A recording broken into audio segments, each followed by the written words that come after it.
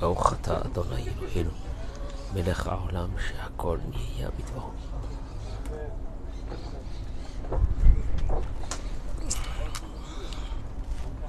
בוקר טוב, bracha ve'atzlacha.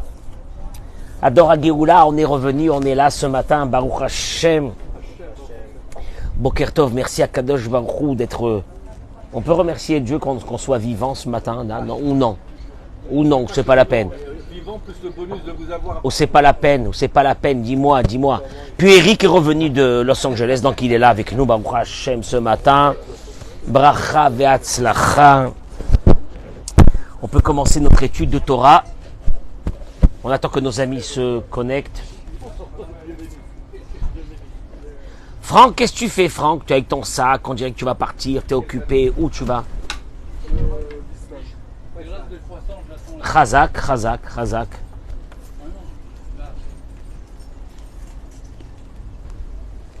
Ce matin, je voudrais, avec votre permission, élargir notre champ de vision dans la vie, d'élargir le champ de vision dans la vie. Le Yetzer Hara, tu sais ce qu'il te fait le matin? Tous les jours, il te retrécit ta vision vers les choses qui ne vont pas dans ta vie. Il te retrécit. On va essayer aujourd'hui d'élargir notre vision dans la vie et ça va nous apporter un bonheur énorme. Même que nous avons des problèmes et des soucis, etc. Mais d'élargir cette vision de la vie, c'est fondamental. Vous allez le voir à travers quelques mots de la paracha de cette semaine en Israël. Je dis bien en Israël, qui est la paracha de Balak. Bracha v'atzlacha. La paracha de Balak. Je crois qu'en France, cette semaine, ils vont faire Choukat et Balak, les deux parachiotes. Et là, ils vont être avec nous. Ça fait déjà quelques semaines depuis Shavuot qu'ils ne sont pas avec nous, mais ils seront avec nous, Be'ezrat Hashem. Mettez-moi les noms des malades, tout ce que vous avez besoin, et partagez le cours de Torah de ce matin, Be'ezrat Hashem. La Torah va nous raconter l'histoire de Balak. Balak qui est le roi de Moab. Il sait que les Juifs, les Béné Israël, approchent de son pays.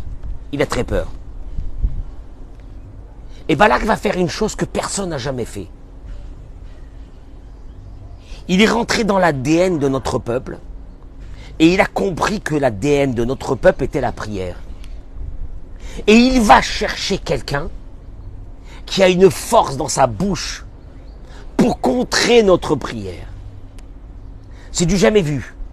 Dans une guerre, qu'est-ce qu'on fait? On va apporter des armes.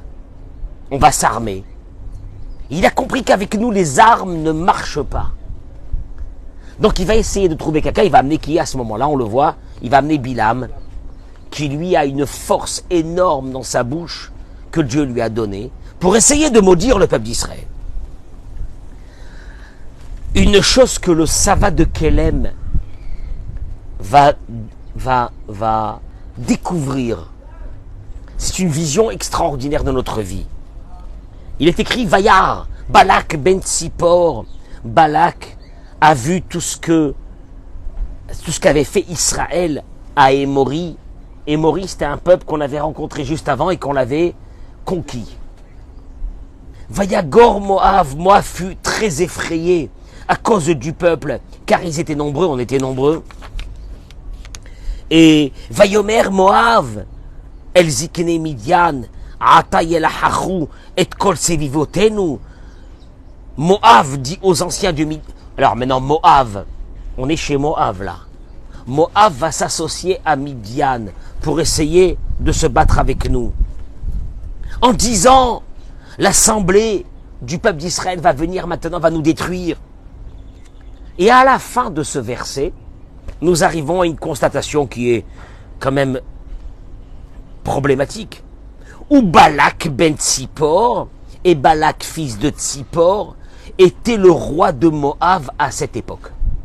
La Torah nous dit qu'à la fin de la discussion, des réunions qu'il y avait entre Balak et tous ses conseillers, qu'est-ce qu'on fait avec ce peuple qui arrive? La Torah termine en disant « Et Balak était le roi de Moab ». Et là, le Sava de Kelem, il dit,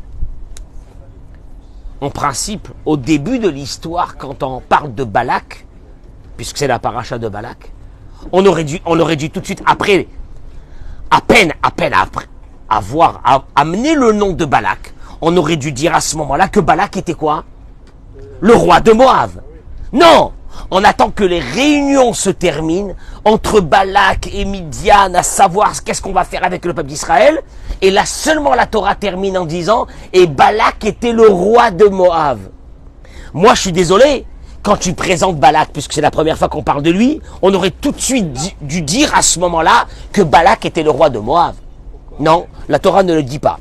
Après la fin des réunions, c'est seulement là que la Torah annonce que Balak était le roi de Moab. Qu'est-ce qui se passe ici? Et il dit, le Sava de Kelem, en quelques mots, il dit, au fait, la Torah est venue t'annoncer, Michael, que la raison pour laquelle ils ont choisi Balak d'être leur roi, c'est parce que ils ont constaté que ce monsieur avait une vision globale de la vie que eux ils n'avaient pas. Balak a été nommé roi ici, à ce moment-là. Quand? Mais non, il n'était pas roi avant. Il n'était pas roi. Et Rashi ramène qu'il n'était pas roi. Il était un des princes de Midian. Il a été nommé le roi de Moab. Quand? Après avoir fait ces réunions. Qu'est-ce qu'ils ont découvert dans ces réunions qui a décidé chez ce peuple de le nommer roi? Et là, la Torah, elle te dit. Il dit une chose extraordinaire. Il dit le Sava de Kelem. Hagadlut iloha yedia. Écoutez-moi bien. La grandeur d'un homme, c'est pas sa connaissance. Et la lichriot est un mashmaout shel masheroim. Mais de savoir rentrer à l'intérieur de ce qu'il a vu et de trouver l'enseignement qu'il y a à l'intérieur de ce que tu vois. Traduction des mots, il dit le Sava de Kelem. La différence entre nous et les animaux, elle est dans quoi? Elle est dans quoi? Puisque moi et l'animal qui est en face de moi, nous avons la même vision. On voit quelque chose. La différence entre moi et l'animal, c'est quoi? C'est que l'animal voit et c'est tout. Alors que moi, en ayant une vision, je vois l'intérieur des choses. Tu me suis ou non? C'est la différence entre nous et l'animal, il dit le Sava de Kelem. L'animal et moi et l'animal, nous allons voir la même chose. L'animal s'arrête à ce qu'il voit, et moi, je creuse. Qu'est-ce qu'il y a derrière ce que je vois? C'est des mots énormes qu'il dit le Sava de Kelem. Tu dois comprendre que dans la vie, ne t'arrête pas à ce que tu vois, mais essaye de chercher ce qu'il y a derrière ce que tu as vu. Zema, Shematsu be Balak, il dit le Sava de Kelem, en conclusion de ces mots. C'est ce qu'ils ont vu chez Balak. Une qualité extraordinaire. Laquelle? Tous ils ont vu que les Juifs, en traversant le désert, ils ont conquis des pays pour aller vers Israël. Ils ont tous eu peur du peuple d'Israël. Mais ils n'ont pas creusé pourquoi le peuple d'Israël gagne. C'est lui seul qui a trouvé l'ADN. Tout le monde disait, oh là là, on a peur, oh là là, on a peur. Balak, il est venu, il leur a dit, mesdames et messieurs, je vais vous dire une chose, j'ai compris pourquoi il gagne, ce peuple-là, pourquoi ce peuple gagne. Quoi? Qu'est-ce qu'il y a? Et Balak est parti étudier quelle était la force de Moïse, le dirigeant de ce peuple. Regarde comment tu peux t'arrêter à une vision. Ce peuple-là gagne toutes les guerres. On ne comprend pas comment. Ce peuple-là, il gagne tout. Ce peuple-là, ils sont venus, ils ont trouvé une terre aride il y a 70 ans. Ils sont arrivés dans cet endroit. Ils ont fait de ça une puissance mondiale. Ce peuple d'Israël qui a aujourd'hui. Tu peux t'arrêter à cette vision. Mais tu peux aller plus loin dans la vision. Qu'est-ce qu'il y a derrière? Pourquoi eux? Pourquoi eux? Cette bande de terre qui s'appelle Israël, 2 fois plus grand que la Seine-et-Marne, pas plus. Qu'est-ce qu'il y a derrière eux? Qu'est-ce qu'il y a? Qu'est-ce qui se passe? Tu peux t'arrêter, tu dis, oh là là, oh les Juifs. Et puis tu peux aller plus loin dans la vision. Balak a trouvé l'ADN du peuple d'Israël. La force de ce peuple est dans sa bouche. D'où il a su?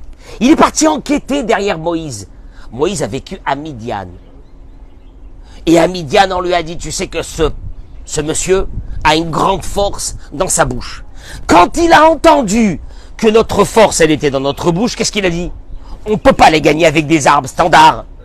On est obligé de quoi? De trouver quelqu'un qui a la force dans la bouche. Quand ils ont vu ça, ils ont dit bravo, bravo, bravo. Mais c'est énorme ce monsieur-là. Il en nommé roi. Traduction des mots, dit le Sava de Kelem. C'est quoi le message? Bon, c'est quoi le message ici maintenant? Maintenant, ça c'est l'histoire. Mais c'est quoi le message ici? Il est demandé à l'être humain une chose. Ne t'arrête pas à ce que tu vois. Va plus loin. Va plus loin. Va plus loin. Et d'ailleurs, ce monsieur est tellement grand qu'on va lui donner le nom de la paracha de cette semaine. Ce monsieur Balak qui veut nous tuer. On va donner ad vitam aeternam une sidra de la semaine, Balak. Balak. On va rentrer à la synagogue ce Shabbat, Balak. On lui a donné une paracha, mais ce monsieur il nous a appris une chose énorme. Un enseignement. Quand tu regardes quelque chose dans ta vie, ne t'arrête pas à ce que tu regardes. Va plus loin. Va plus loin dans la vision de ce que tu es en train de voir. Traduction des mots, je vais vous dire tout de suite, vous allez voir. Ça va déménager. Ça va déménager. Bezrat Hashem. Un enseignement majeur. Majeur que nous devons apprendre. Bon. En quoi ça m'engage à moi dans ma vie? Allez, ça y est, j'ai fini d'expliquer la paracha. Un bout de la paracha de cette semaine qui était ce monsieur. Bon, allez après. Et allez après, qu'est-ce qu'il y a? Et bien après, je rentre chez moi dans la maison, je dis le rabbin, il a dit un truc sympa sur la paracha. Mais bon, et alors? Et alors? Il ramène ici le Rav, une chose extraordinaire. Combien il est demandé à l'être humain de construire la vision de sa vie, sa propre vision. Tu sais, j'ai dit au début du cours, on a une vision étriquée de la vie. Étriquée de la vie, ma petite vie, elle est misérable, elle est...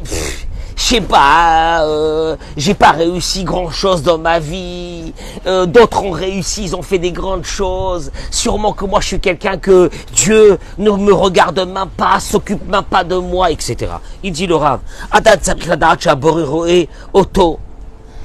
écoute-moi bien, tu veux élargir ta vision de la vie, prends conscience d'une chose, que Dieu que Dieu est avec toi. Et imagine-toi, Eric. Quelqu'un qui rentre à la synagogue et dit enchanté, je me présente partenaire de Dieu. Dieu est avec moi. Il écoute mes prières. Qu'est-ce qu'on va lui dire? Misken, t'y pêches, il est fou. Qu'est-ce qu'il fait? Qu'est-ce qu'il raconte? Dieu est avec moi.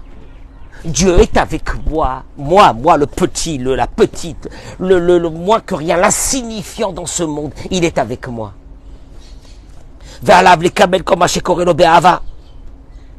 À travers cette notion que Dieu est avec moi, chaque chose de ma vie, je dois l'accepter be'ahava, avec amour. Pourquoi? Parce que si Dieu il est avec moi, c'est que Dieu s'occupe de moi. S'il s'occupe de moi, c'est que c'est lui qui m'a fait ça. Si lui m'a fait ça, c'est que quoi? C'est que c'est bien. Si c'est bien, Baruch Hashem.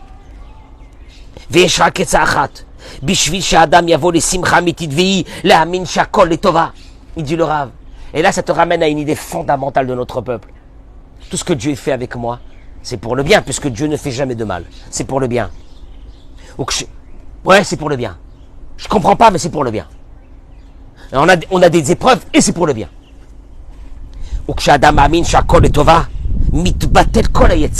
Et là, il te dit, qu'est-ce que tu vas gagner de cette idée que tout est pour le bien? Tu vas annuler le Yetzer Hara. Tu sais c'est quoi le Yetzer Hara? C'est la tristesse. C'est la dépression. C'est le mécontentement. C'est de râler du matin jusqu'au soir. C'est de ne pas être content de ta vie. Tu vas l'annuler. Comment? Il dit une chose. Ki en lo kvar bemale achez. Le Yetzer Hara a besoin de s'attraper, de se tenir sur quelque chose. Il ne peut pas se tenir sur rien.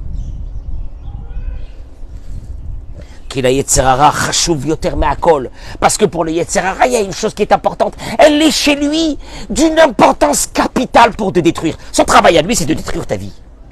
Mais elle a besoin d'une chose. La pilet à Adam, de faire tomber l'homme. La hatzvut, dans la tristesse. Les yehush, dans le désespoir. Les rdifa atzmit, de se chercher en lui des choses qui vont pas. Et que c'est pour ça que Dieu lui a envoyé ça. Hein? Je suis à moins que rien. Je suis un loser. J'ai pas réussi ma vie, etc.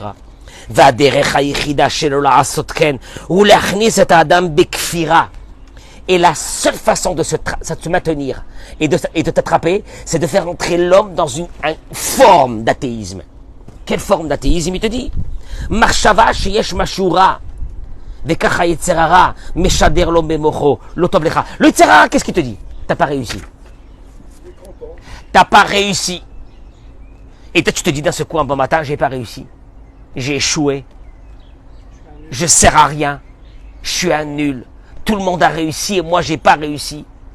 Pourquoi je me suis marié avec celle-là? Pourquoi je me suis marié avec celui-là? Pourquoi mes enfants sont comme ça? Pourquoi les enfants de l'autre, ils ont réussi? Et pourquoi ça? Et pourquoi ça? Le Yetzer Hara, il a besoin de ça.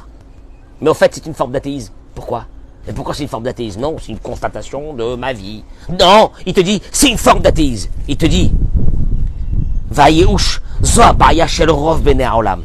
Il te dit, le désespoir, c'est la problématique de la majeure partie de l'humanité. Ki kol ha'adam imra yatchil lechayesh velismach be'emet. Ki ha'emuna pirusha she'akol tov ve'af ha'mini'ot hachi kashot sheyesh la'adam. Il te dit parce que la foi dans notre peuple, c'est une chose. Que même les échecs de notre vie, Hem achverak letova, c'est pour son bien. Et c'est la seule façon de s'en sortir. Il y a des personnes qui vont aller voir des psychologues. Et ils vont prendre des cachets. Et ils n'ont pas réussi. Et leur vie, elle est foutue. Et ça sert à rien. Et puis il y a l'autre. Celui qui a ouvert la porte de la Emouna. Quoi? Dieu, il est avec moi. S'il est avec moi, Hakol Letova. Si Hakol Letova, je ne comprends rien. J'ai l'impression que ma vie, c'est une succession d'échecs. Et Dieu, il te dit, c'est ce que toi tu vois, que c'est une succession d'échecs. Mais moi, je te dis une chose. C'est exactement ce que j'avais prévu pour ton âme. La reine, Adam tzarich ledaber im boré olam, ou lehodot lo al kol haminiot. Il dit mieux que ça. La vraie émouna, la vraie foi de Dieu, c'est de remercier Dieu à chaque problème de ta vie. Parce que ça fait partie de ta vie. Et parce que c'est pour le bien. Je comprends pas que c'est pour le bien, mais c'est pour le bien. Il dit qu'il kol matarat haminiot, parce que justement les échecs sont venus pourquoi? Les chazek et taratson. Pour renforcer cette volonté qui est en toi. En deux mots, qu'est-ce que Dieu il veut? Que tu t'attaches à lui. À travers quoi tu peux t'attacher à lui? Pas à travers les réussites. Tu vas pas t'attacher à travers les réussites. À travers les épreuves. Donc l'épreuve n'est pas venue pour te faire du mal, elle est venue pour que tu te rapproches de moi. Le type il va voir le médecin il lui a dit aïe aïe aïe. Aïe aïe aïe. Il se rapproche de Dieu. L'autre il a des enfants mariés, qu'est-ce qu'il fait? Il se met à prier. L'autre il a des problèmes de parnassa, qu'est-ce qu'il fait? Il se rapproche de Dieu. L'autre, il a des problèmes de ça, avec de shalom baït. Il se rapproche de Dieu, etc. Traduction des mots. Dieu te dit, tu vois bien, que tous ces problèmes, je te les ai donnés pourquoi? Ça, c'est dans le cas où la personne elle-même, elle comprend que ces problèmes ne sont pas venus pour la détruire, mais ils sont venus pour la rapprocher de Dieu. Nimtsa, Shekshiye Shemuna, En Shum Ra Ba'olam Klal. Quand il y a la Emouna, il n'y a pas de mal dans le monde. Quelqu'un qui a la Emouna, il te dira pas, c'est une catastrophe, ma vie. Ma vie, c'est une catastrophe. Tu sais quand est-ce que tu vas commencer à dire ta vie, c'est une catastrophe? C'est quand tu t'es éloigné de Dieu.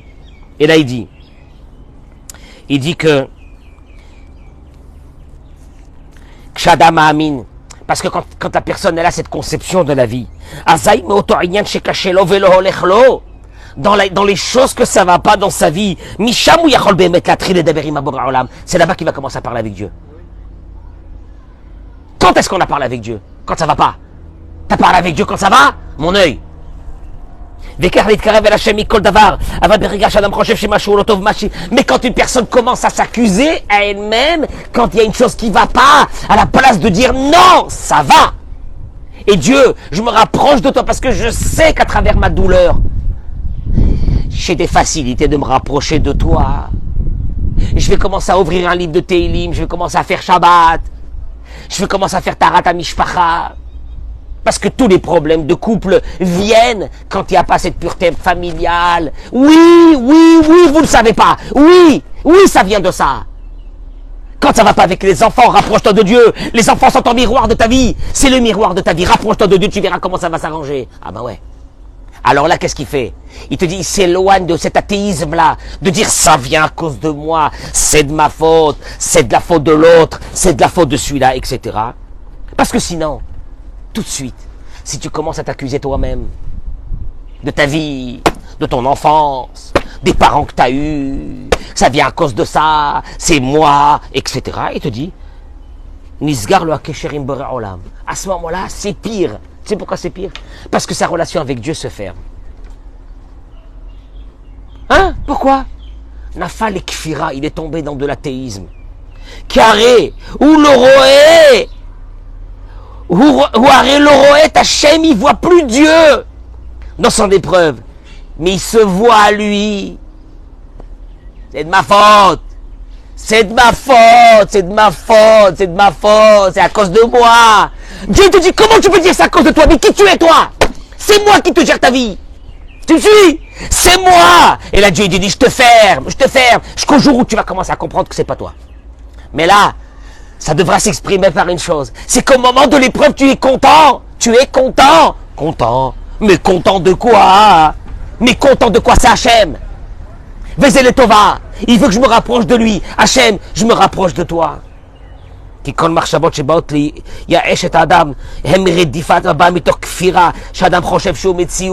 dit le Rav, toute dépression de la personne. C'est dur de dire ça à des gens qui ont des problèmes. Hein, et des épreuves dans la vie. Mais c'est une évidence. Toute, vous savez, ceux qui s'en veulent à eux-mêmes, qui se détruisent dans leurs épreuves parce que c'est de leur faute. J'aurais pas dû me marier avec lui, j'aurais pas dû marier avec elle, j'aurais pas dû ça, j'aurais pas dû ça, j'aurais pas dû ça, j'aurais pas dû. Il te dit,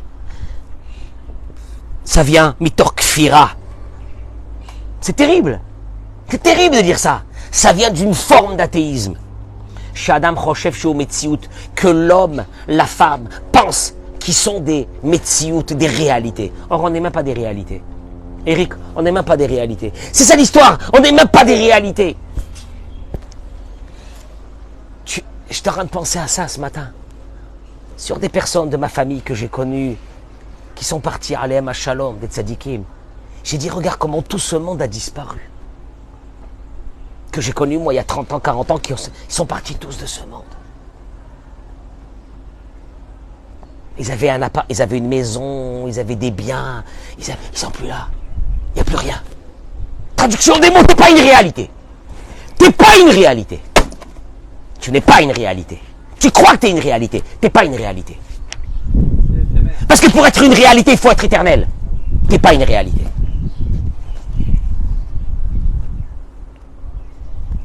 Abachianou tu shoresh. Il dit, et de là, il te dit, tu vois ce qu'il dit le Rav, au fait, élargis ta vision de la vie. Élargis-la. Ne reste pas dans le malheur de ta vie, de te dire c'est de ma faute. Je ne suis pas marié, je n'ai pas eu d'enfant, je n'ai pas eu ça, c'est ma faute, c'est pas ta faute. Combien de fois je le dis que le rabbi de Lubavitch, il n'a pas eu d'enfant? Mais un homme qui n'a pas eu d'enfant comme le rabbi de Lubavitch, qu'est-ce qu'il fait? Lui et sa femme, qu'est-ce qu'ils font? Ils se détruisent eux-mêmes. Une implosion. On s'implose soi-même. n'a pas eu d'enfant, ça sert à quoi cette vie? Ça va me mener à quoi? Qu'est-ce qu'il a fait ce monsieur? Qu'est-ce qu'il a fait dans le monde ce monsieur? Qu'est-ce qu'il a fait? Mais qu'est-ce qu'il a fait? Peut-être que s'il avait eu, écoute-moi bien ce que je suis en train de dire, c'est énorme. Peut-être que s'il avait eu des enfants, il aurait eu moins le temps. Moshe s'est marié, pourtant il est reparti vers Dieu. Moshe lui aussi s'est séparé. Il est reparti après avec Dieu seul. Traduction des mots. Traduction des mots, il n'y a pas, ça va pas dans ma vie. Il n'y a pas, ça va pas dans ma vie. Il n'y a pas. Quand tu dis ça va pas, c'est que tu es parti de l'autre côté. Mais après, il faut avoir cette vision de voir cette chose-là. Je termine juste, vraiment, même pas 5 minutes. Même pas 5 minutes. Il ramène ici le Rav, l'histoire de...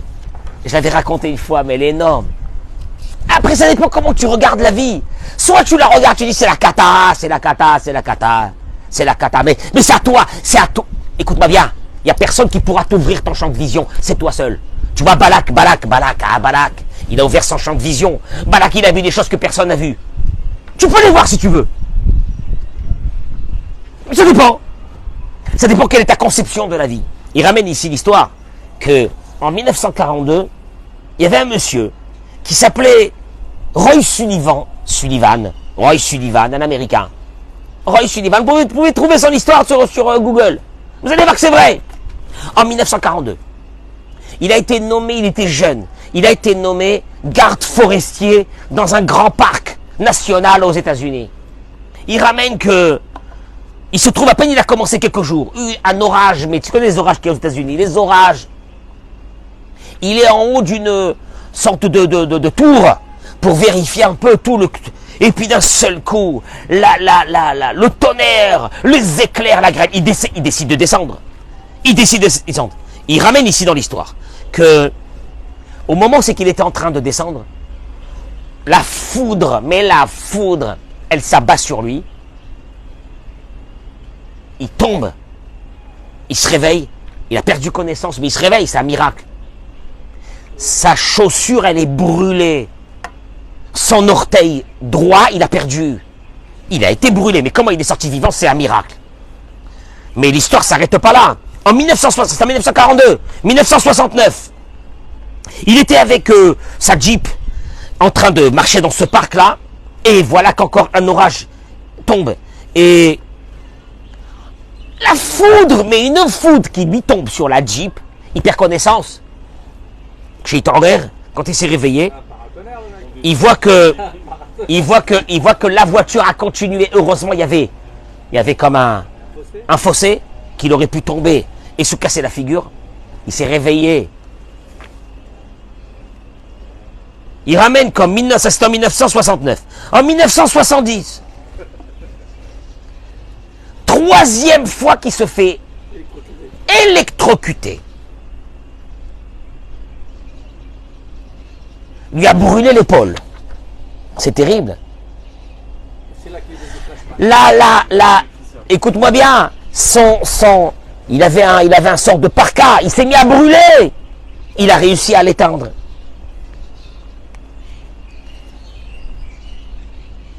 Et la 5e fois, il ramène encore une autre fois, encore 5 fois. 6e fois la dernière en 1976. Et il a décidé qu'il en a marre de recevoir tous les éclairs, il lui tombe dessus, la foudre, elle lui tombe dessus.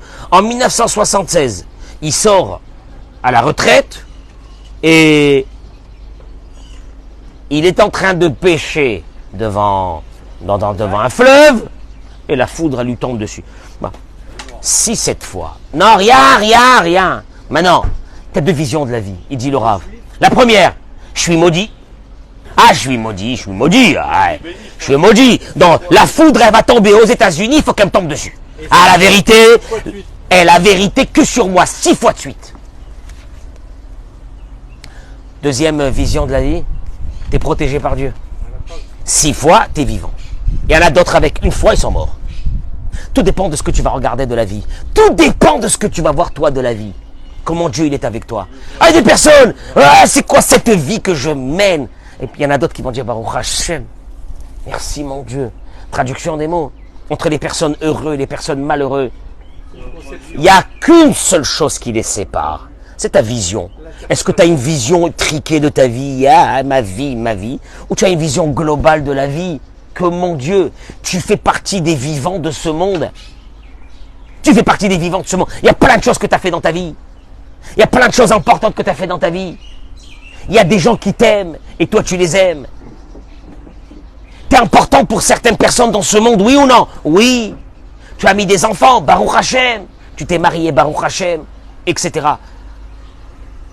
Tout dépend de ce que tu vas vivre. Et là, la paracha te dit une chose. Balak, lui, il avait cette vision globale des choses. Il approfondissait les choses. Il regardait ce qu'il y avait à l'intérieur de chaque chose. La vraie vision de la vie, les parents que Dieu t'a donnés, l'enfance que tu as eue, l'adolescence que tu as eue, les études ou pas les études que tu as fait, le mariage ou pas le mariage que tu as fait, les enfants ou pas les enfants que tu as eus, mais tout jusqu'à la fin de ta vie.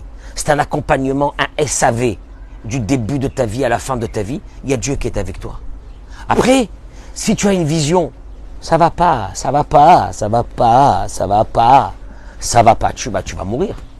Ça va pas, rien ne va, mais rien ne va, rien. Il y a des gens que tu vas les voir, ils vont te dire, mais comment tu peux être content? Mais tu es content de quoi? Tu peux être content. Il y en a d'autres qui vont te dire, c'est énorme. Baruch Hashem, c'est énorme. Encore un jour de vie que Dieu nous a donné dans ce monde. Encore un jour de vie que Dieu nous a donné pour proclamer son nom dans ce monde. Encore un jour de vie pour aimer ceux qui sont autour de nous. Encore un jour de vie pour s'occuper de ceux qui sont autour de nous. Parce que de toute façon, on est éphémère. On est éphémère. Éphémère. C'est-à-dire, tu peux acheter toutes les maisons du monde. T'es éphémère. Tu peux conquérir et acquérir tout ce que tu veux. Tu es éphémère. Il n'y a rien à faire. Et tu les vois, malheureusement, le monde, il est fait comme ça. Les jeunes, ils arrivent. Ah, moi, je suis un requin. Quel un requin? Il y a un hameçon qui va te prendre ta tête, il va te l'envoyer. Tu vas voir comment tu es un requin. Un requin. Va te dire, moi, je suis un requin dans le monde des affaires, je suis un requin. Quel requin? Tu vas partir de ce monde comme les autres. T'es aucun requin. Tu vas terminer dans un hôpital comme les autres. T'es pas un requin du tout. Tu es rien du tout. Tu crois que tu es un requin. Mais ça, c'est la vie. Ça, c'est la vie de l'être humain dans ce monde. De comprendre ces choses-là. Et là, tu comprends que Dieu est accompagné. Et il t'accompagne. Dommage que ces jeunes ne comprennent pas comment ils sont accompagnés par Dieu. Ceux qui ont déjà un certain âge, ils ont compris que Dieu les accompagne dans leur vie. Quand Dieu t'accompagne dans ta vie, tu es tranquille, ça colle les tova. Tout est pour ton bien, il n'y a pas de regret dans ta vie. Tout est fait par Akadosh Baruch Hu. Et chaque chose, il y a Dieu qui est avec toi. Et chaque chose, il t'aide dans ta vie. Tu comprends? Là, à partir de là, tu te lèves et t'es tranquille. T'es tranquille. Qu'est-ce qu'il y a? J'ai peur. T'as pas peur? Peur de quoi? Il y a Dieu qui est avec toi. N'aie pas peur. N'aie pas peur. Il y a eu des échecs dans ta vie. C'est Dieu qui les a voulus. Tout, c'est Dieu qui a voulu. Et là, à partir de là, tu peux avoir une vision un peu plus large de la vie et profiter de quelques jours dans ce monde et d'être avec le bonheur. Bracha ve'atzlacha. Partagez ce cours, je vous en supplie, Toda Rabba.